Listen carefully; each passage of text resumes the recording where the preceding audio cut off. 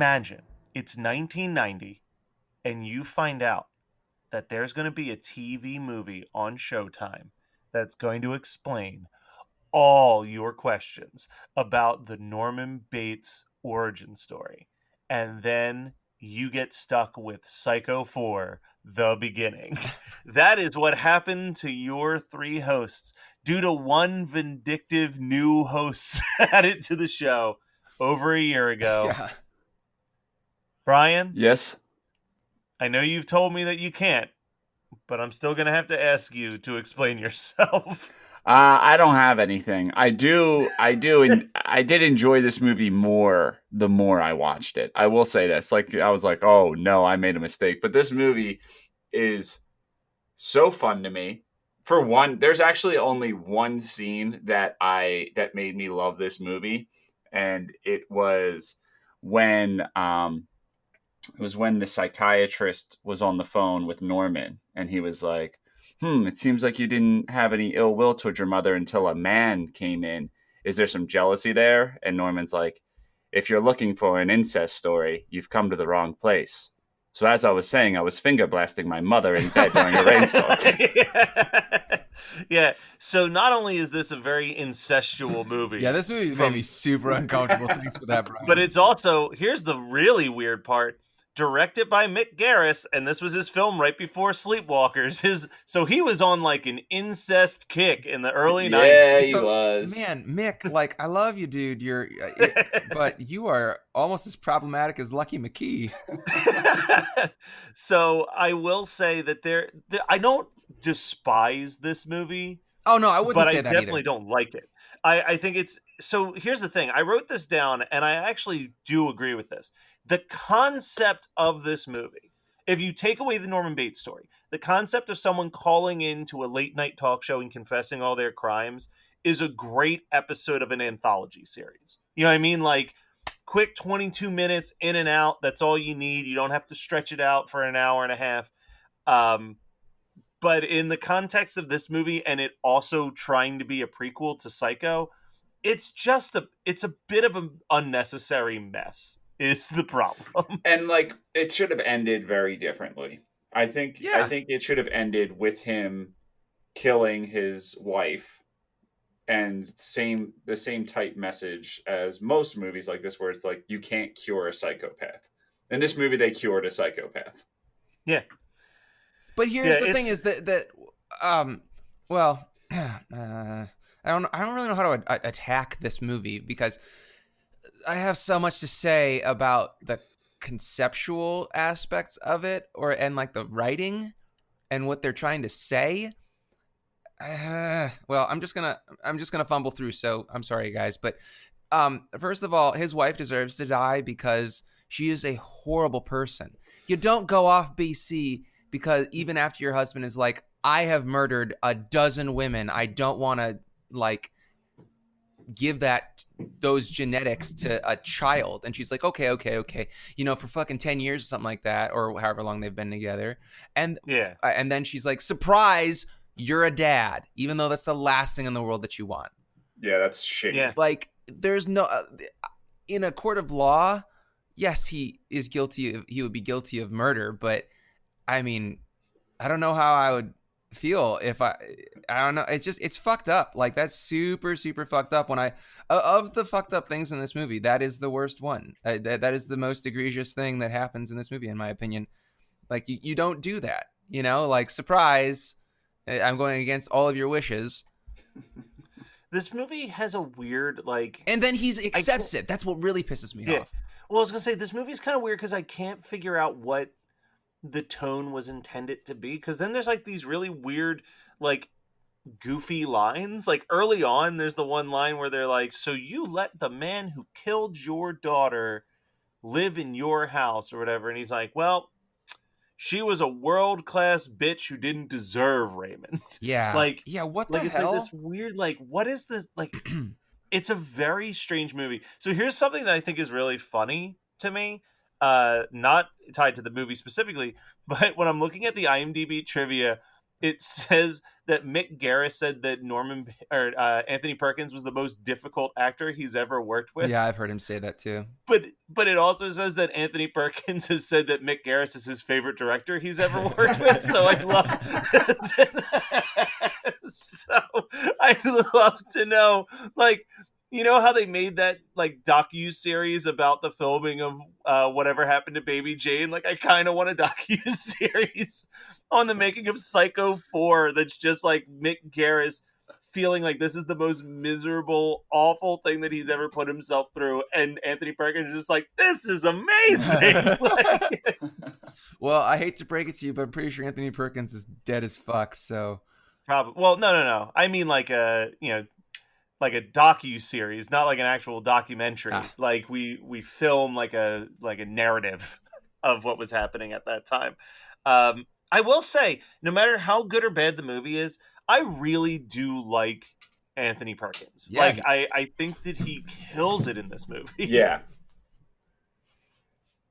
That's it. All right. So no, I'm sorry. I thought that you were going to say like how you thought he killed it. No, I just think that every time that he's on screen, I care. And I think that that's the biggest problem, is that he's not on screen that much. His mouth is. Yeah. It's like my favorite part. Brian's talking about his favorite part of the movie, which was funny. I will say that the part that made me laugh the hardest, and I will admit that a large chunk of this movie, I was talking to Brian on the phone while he was driving home from a shoot. So I was kind of just watching with the closed caption for a portion of it. But there's a scene where it starts to rain, and it's just this close up of the kid playing face. Norman Bates, and they're just like splashing, like it is downpouring on his face, and then it like cuts to like the wide shot, and it's like a light drizzle. Yeah, and they're just like, the mom and him are just like, like, it is so over the top, and I love it so much. I think that's Mick Garris's thematic work right there. Like he doesn't do subtle, you know. No. I mean, look at how Norman's dad dies. I'm sorry. I think the person I love the most on this earth is my mother, right? And if the cops showed up at my house and said, "We got bad news, your mother was found dead," I would start to break down in tears, and they'd be like, "She was stung by 1,000 bees," and I'd be like, "What?" Bees?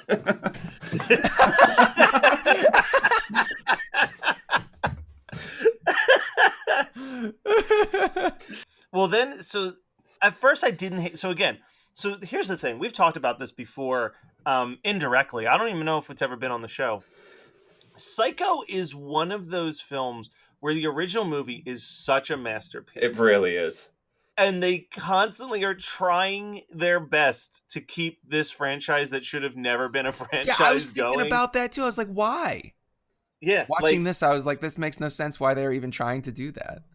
And they've done so many attempts at the Norman Bates origin story, which again, it's like, we don't fucking need it. Like, we don't care. It's not even, well, it's not even that we don't care. It's like, it's not like Michael Myers where there's a mystery to him. It's like half the plot line of Psycho is telling us the origin. Yeah. So I don't know why we need to reiterate that he killed his mom, because we're aware.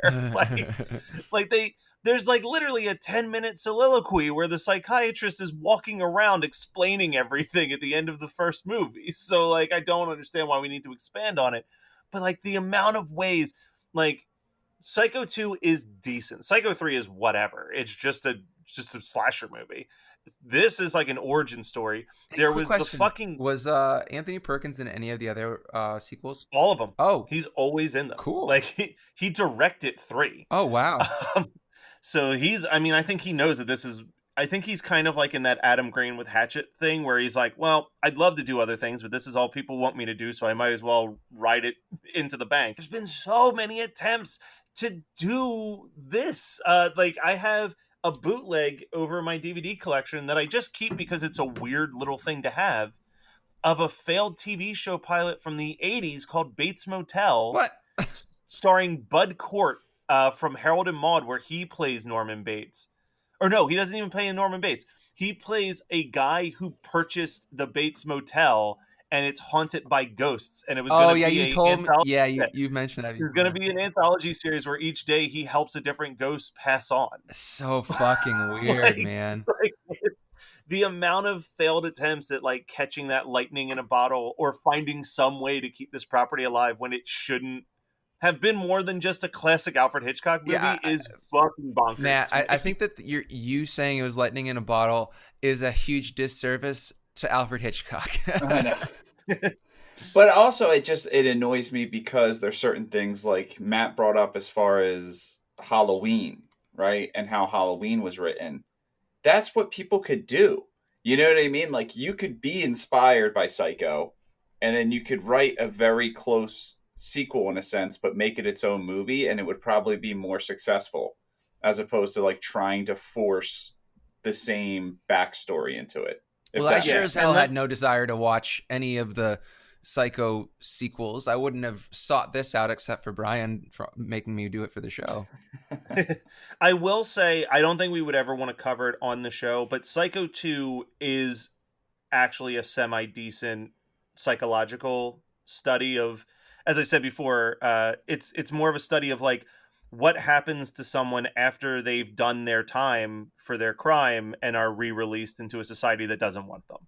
And it's an interesting look at that, but it also, like Brian said, could have been just an equally good movie without it being Psycho and just being about any person who did a murder and was released from prison. You know what I mean? As a reformed person, like that was the big thing, is that it's him reformed, but society doesn't want to accept him as reformed because he's a monster.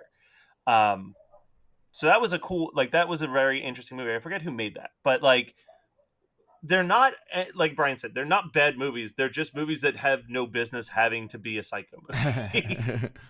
I mean, does anyone else have anything they want to call out about this I movie? do Because I've actually have a lot to say because I haven't even touched any of my notes. So just I'll just rattle them off real quick and chime in. But the Mother Killers is a pretty solid band name. So I think I might name my next band the Mother Killers. So the girl, his first kill, Mm-hmm. we have to talk about her. Yeah, that scene was insane. She's like, do fireworks get you hot? That's one of the things. And then she is so horny. There's no girl that has ever been this horny in the history of the world. Like, she's just horny and interested in seeing Norman's room, even though he says his mother's in there. And then she's like, he turns around because he thinks he hears his mother. Spoiler alert, she's already fucking dead. But he's like, did you hear that? And while he's turned around, she takes off her top and his eyes get real big. And she's like, okay, unclasp me or whatever.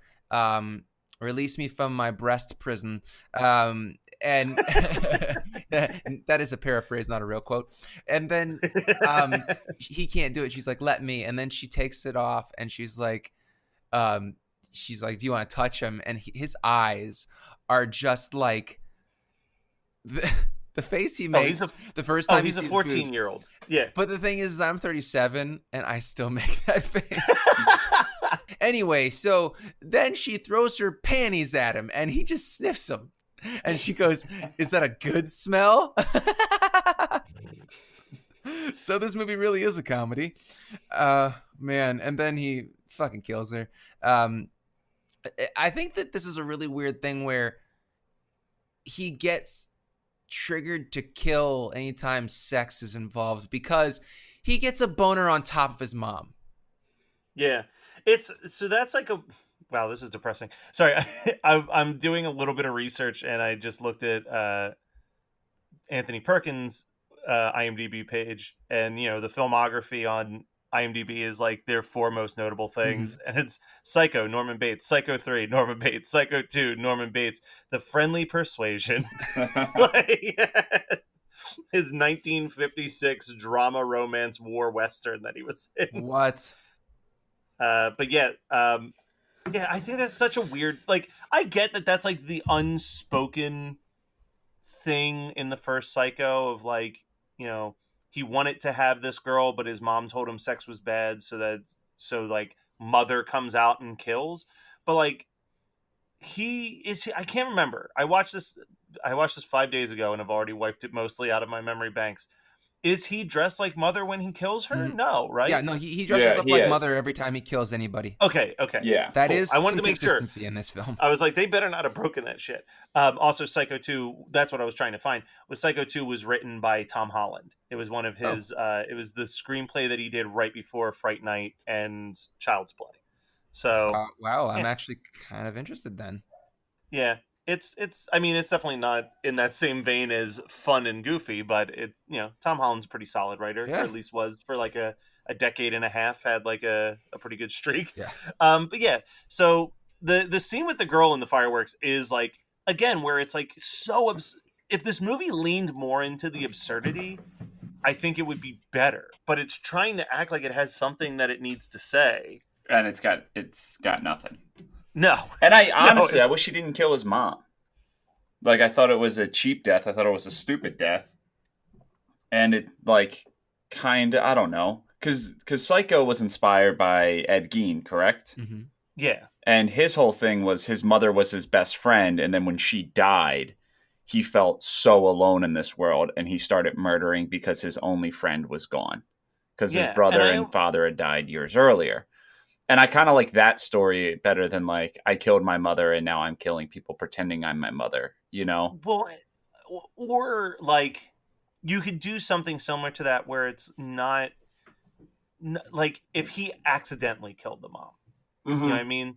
Like they were fighting at the top of the stairs and he like got angry and shoved her. Yeah, like something like that. And then it's like that makes more sense where it's like he didn't mean to kill her. And now he's desperately trying to pretend that she never died. And you know what I mean? Like I think that's why I got angry because they chose like the most premeditated way to kill someone. Like you can't get much more premeditated than it. He's like, oh yeah, I slowly poisoned her. I was like, God damn it! It's like I said, there's ways that this movie could have worked, but I just still stand by it. Probably didn't need to exist. No. But also, you know what? I'm curious how, like, Scott, do you remember when Showtime like officially launched? No, I didn't have. I did not have cable growing up, so, I had 3, 5, and 8, and PBS. Well, never mind. I was like, maybe this was like early on in Showtime because I don't remember them doing TV movies. But according to their wiki, they launched in 1976. So now they've been going for a while by the time this happened. Because like I remember made-for-TV movies. Yeah. They were usually miniseries. I don't remember like HBO and Showtime and them doing like made-for-TV movies that much though. Yeah, they did. Because I thought their whole. I'm pretty sure that HBO's whole shtick was. Yeah. See, I thought their whole shtick was like, hey, we're getting those movies that you don't have to go to the video store and rent. You just pay this premium price and we're playing them nonstop. No. If you, and HBO, like, they have everything that they've ever put out. So you can go on your HBO app and see, like, they've had shit since, I know, as early as the 90s. I mean, okay. I think the West Memphis 3, I think the first one of that was like 1992. No, that's not true. When was that? It was in the 90s though. The first West Memphis 3 documentary. Gotcha. All right. Then I stand corrected. Sorry, Scott, continue with your notes. Oh, I don't even the only other thing I really want, the massage is super embarrassing and uncomfortable. I mean, I feel like super embarrassing and uncomfortable pretty much is the 3-word review of this movie. Go for it. So I have 2 things to say. One, next time I am making out with my wife, I really hope that she says, "Baby, you got a tongue like an elephant's memory," because that is a quote from this film, and it is one of the rarest compliments I have ever heard. I don't actually know how it's a compliment, because an elephant's memory, I'm guessing an elephant's memory is long. But I feel like it should be more like it's trunk. Like you got a tongue like an elephant's trunk that's searching for a peanut because he just can't stop, throat kissing her, or whatever the fuck you want to call it. So anyway, the last thing I have to say about this movie is actually a question for Brian. What was your reasoning for picking it? Because I'm assuming you've watched this before, or you had not watched it before. So I had not watched it before, and I was very easily overwhelmed um, By what? by your guys' catalog. So Matt was like, "Here's a list of every movie we've ever done. Um, so Holy just shit, don't this put has been anything on your on that." list since then? Because that was like Yeah, a year ago. yeah. No, this is when I first joined the show, and I was like, I knew I wanted to do a Psycho sequel. Okay. Um, but if you look at like my first things I added, they're always like 4, 5, 6. It's never the first 3 because I just never felt like going back and reading the catalog. And at that point, I didn't realize that you guys didn't do things chronologically. So I was like, okay, the chances of them doing 1, 2, and 3, there's no way that there's 4 yet. So I would just like pick like 4, and that's why like I pick like Curse of Michael Myers and fucking Jason Goes to Hell and all these things that I guess we can bleep out because we haven't done any of those yet. That's not going to edit you. No, because you're like, well, I could pick Jason Goes to Hell, but man, Bloody Murder 2 is just really sticking out at me. Or like, Octoman, that's the one I want. Not that, look, I know that we enjoyed Octoman. I'm just saying, there's a lot of decent mainstream choices that would make great episodes that you keep choosing garbage over. So you guys just need to, here's the thing, primarily Matt, you need to chill out because you're doing this to yourself. Like I forgot Bloody Murder 2 was even on my list, but I guess it was like towards the top. So you're like, why the hell are we doing Bloody Murder 2? When are we doing that? And I'm like, that's next. We're doing that next. So this is what it would be like to have a brother. This is interesting. Yeah. This one I apologize for. No, don't apologize for this one. This one was actually pretty solid. I mean, like, I think we got a good episode out of it, and I think we got 25 minutes before we've gone into any of the other segments. That's incredible. And I don't know if what's it called? I don't know if it was like this on the computer when Scott watched it, or if it's just because I expanded it because I go on YouTube to watch the videos and then I'll cast it to my TV. But it looked like I was watching it projected on a night bright. Like yeah, it was just, I saw that too. Okay, yeah. It seemed like it was a little too zoomed in at some points. Yeah, hey man, I have a question. Since I'm assuming you watched it on DVD, right? I watched it on the Scream Factory Blu-ray. Okay. Do you see the first girl's boobs? Or you do? Curses! Because I was thinking since it was a TV movie, I was like, well, they're not going to show that. But I was that's the thing. I made a note. I had written a note and I didn't read it because it said up until the boobs, I swore this was a made-for-TV movie. And then I did more research and wrote, because it was Showtime. Mm-hmm. Well, that's disappointing. Thanks for that, Brian. Brian, what's your double feature for Psycho 4? I honestly don't have one. I would go with nothing. I have nothing. I'm sorry. Psycho 3. Psycho 3. Would you watch them in reverse chronological order? Yeah, I would watch Psycho 4 first and then say, oh, I need more. Or Godfather 3. Both were sequels we don't need. Both were like a 20-minute present-day story with a bunch of old shit.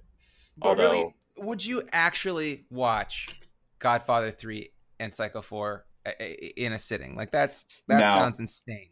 No, and it's weird because I love Godfather 1 and 2. I despise Godfather 3. I don't think I've even seen all of The Godfather. Oh, they're good. All right, Scott, you wanna go next on the double feature because I know you're not gonna take mine. I will, in fact, go next. Let me get. Oh shit! I didn't write down any. I'm almost. Oh, you just gave us shit last week about this. See, that's the thing is that like I was just so floored by this movie. So okay, here's the thing that I'm gonna pull an audible and I'm gonna say this movie spends half of its time on the phone. So I'm going to go with another movie that spends half of its time on the phone. But it's also one that I really like. Now, I watched it back in the Reddit Horror Club days. I think that it was actually an episode, or not an episode, but it was a discussion that we did. I don't think that we did an episode on it. I can't remember. But The Caller from, I think I want to say 2011. Okay. Remember Yeah. that one where it's like the girl moves into the apartment and she gets a phone call from a woman in the past? So we definitely didn't do that episode because I never got around to watching it.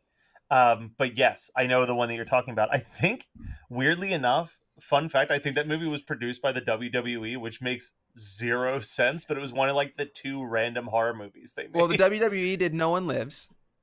Yeah, but this was like one where it doesn't even have a wrestler in it. Yeah. Like they were just like, "Hey, we're just making a I movie." can see No One Lives being a WWE production. You know, like it's got that aesthetic, but The Caller definitely not. So that's kind of mind blowing. I actually thought, as you were giving the description, I thought you were either going to go with that or Pontypool was the other one I was I thinking just didn't about. like Pontypool, but that could like I could see you doing Pontypool. So, but Pontypool's not what I'm going to go with. Technically, the movie I'm about to pick would actually be a better double feature with Pontypool than not. But I want to give a shout out to it because I saw it at Fantastic Fest and it was one of the only ones that I didn't get an interview to like really promote. I would double feature this with a movie called Vast of Night, which is a really really fun film that mostly takes place with a radio station. The concept of the movie is that it's the 1950s. It starts off being presented as an episode of the Twilight Zone, um, as in like it starts off with a TV in a living room that's turned on and a very Twilight Zone-esque credits starts playing, and then the camera zooms in closer and closer to the TV and starts off in black and white and then slowly fades into color, and then you're in the movie for the next hour and a half. Hmm. But it's about two high schoolers who one works the telephone, is like a telephone receptionist, in the 50s where you had to like keep unplugging all those Yeah. cords and whatnot. Mhm. And the other teenager works at the local radio station down the street, and she's listening to the radio while doing the telephone stuff, and the radio is interrupted by these weird sounds. So she calls the radio station and then starts getting the weird sounds on telephone lines and starts playing the signals through the phone onto the radio and asking if anybody has heard that sound before. And it starts to unveil this weird mystery within the town. Uh, and it's this really cool all in one night. These two teenagers trying to figure out, are there aliens coming? Were aliens there prior? Is this a government thing? Like, what is happening? And it's just very well done. It's a nice, captivating movie that is a lot better than Psycho 4, but does take place in a crazy radio show, basically. So that's my double feature. Does anyone have anything they need to promote? Give a big old thumbs up to. I do. Oh, Go for it. So I got really excited by the preview for Antlers. Did you see the preview for Antlers yet? No. So it's based on a short story called The Quiet Boy. It's the guy that writes for Channel Zero. I can't remember his name off the top of my head, but Channel Zero, which is on Shudder. But Carrie Russell is going to be Felicity for any of you '90s babies.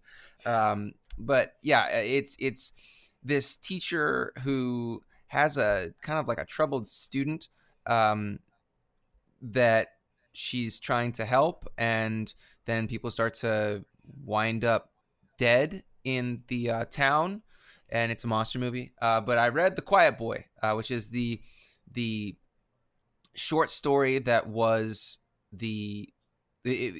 got turned into the film, and that movie doesn't come out until April of 2020. But it is really good, and it got me really inspired to do my next mask build. So I'm when any of you guys see that see some of my progress stuff on like Instagram, you'll be like, oh, okay, and you'll know. But like I would suggest anybody read the short story. You can find it on the Guernica magazine's website. I read it for free, like it was just up there. I'm sure that they're going to add something more to it for the film, because obviously you can't turn a 10-pager into an hour and a half movie. So you say that, but Peter Jackson took a 150-page children's book and turned it into a 3-part film series, so you'd be impressed. All right, well, yes, but I really liked it. I highly recommend it to anybody. Brian, actually, you go first. Well, I want to start off by a fun fact I forgot to bring up in the early part of the episode. Although it doesn't pertain to Psycho 4, it does pertain to Psycho that I found very interesting. Um, so the obviously the movie Psycho is based on a book of the same name, and when Alfred Hitchcock bought the rights to the movie, he also bought every available copy of the book in the country, so no one would be so everyone would be surprised by the twist ending. That's amazing. Yeah, I thought that was really cool. Yeah. Yeah, I didn't know that. I So, have a copy of the Psycho 2 book, but I refuse to read it until I find a copy of the original Psycho first, because I have a feeling that that it's a very big departure from the movie overall. yeah. And then as far as movies I watched, there's this one that I talked to Matt briefly about. So I watched Eli on Oh yeah. Netflix. And I don't know, I genuinely don't know if it was a good movie or a bad movie, but I know that I really liked it, if that makes any Well, then it sense. doesn't matter if it was good or bad, right? Yeah, yeah, I like really liked it, but I'm not ready to defend it. Fair. So, No, If that that makes like makes total most of your yeah. picks for our movie night. sense. hmm I started watching What We Do in the Shadows, the TV series. How is that? This is kind of a hot take. I like it better than the movie. Oh, I Really? I yeah, but Scott was love the so not I movie. blown away like by the movie. Yeah, no, like Oh, I think the movie's okay, but the series actually, I think it's the set. Well, I think that the um having it be a TV show makes more sense in the narrative presentation, because watching an hour and a half of nothing happen um just kind of bored me. I like jokes, I like to laugh, but like I think that the concept of What We Do in the Shadows works so much better as a TV show. So we have watched the first two episodes, and it's really funny. Like I also think that this it might also be due to the fact that I really like the characters that they have, because they have different vampires for the TV show, right? Um, so they did a really good job of casting them. I think that they are very funny. Nadia, the lady vampire, is really, really, really funny. She um, falls in. Oh, she had like a human lover in years past, and he obviously died. And she finds this guy who reminds her of her dead human lover, and the stuff that she says to him is just so funny. It is hilarious. I highly recommend you guys check it out. It's on Hulu now. It was it was an FX show, but obviously I don't have FX, and now that it's on Hulu, I can start watching it. all right, and I'm gonna keep mine short and sweet because I don't want to spoil anything. But I saw The Lighthouse, and it's fantastic. Um, I think that it's a better technical achievement than an actual storyline, but I don't think it's trying to tell Right. a story. I think it's trying to visually kind of just be impressive. Um, the best way I can describe it is if like H.P. Lovecraft, Cronenberg, and uh, Bergman all just made a movie in the 1920. Like it's Yeah, yeah. it's a lot of just visual symbolism less than a story, but it's great. I highly recommend it. We may go see it today, as of the Recording, yeah. recording of this. Yeah. Yeah, I think we may see it Well, today. if you do, text me because I want to talk about it. Yeah, well, I have like four people I need to text about it, because there are like you, Katie, Yeah, my tattoo artist. Like, yeah. there are I will say, because a few people have asked me this, if you liked The Witch, but the accents and stuff were a little bit difficult for you, and you preferred watching it with subtitles so that you could really make sure that you were capturing everything, you may want to do the same for The Lighthouse, just because they have very thick drunken sailor voices the whole time, and there were definitely a few points where I was like, I don't know if I totally caught what he said there. Like, because it's like imagine a movie where it's just two characters that talk like Quint from Jaws when he's at his drunkest. And like, so like, there's definitely moments where I'm like, I don't know if I followed that one. But yeah, so that was Psycho 4, The Beginning from 1990, picked by Brian. Guys, I haven't said this in a really long time, and I probably should get better at it. But if you haven't, go ahead and rate, review, and subscribe to the show on whatever podcasting app you're listening to us on. Go and check out our Patreon at patreon.com/HMN podcast and hit us up on all of our social media. We would love it. Next week, we are going to talk about another sequel that goes in a completely different direction to their franchise than Psycho 4 did with Psycho. So stay tuned and check out what that is.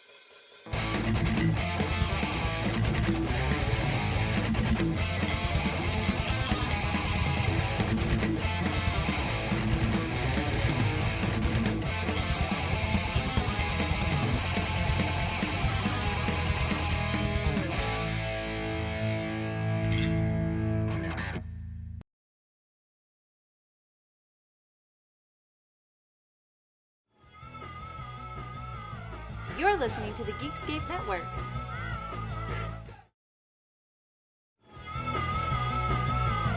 You're listening to the Geekscape Network.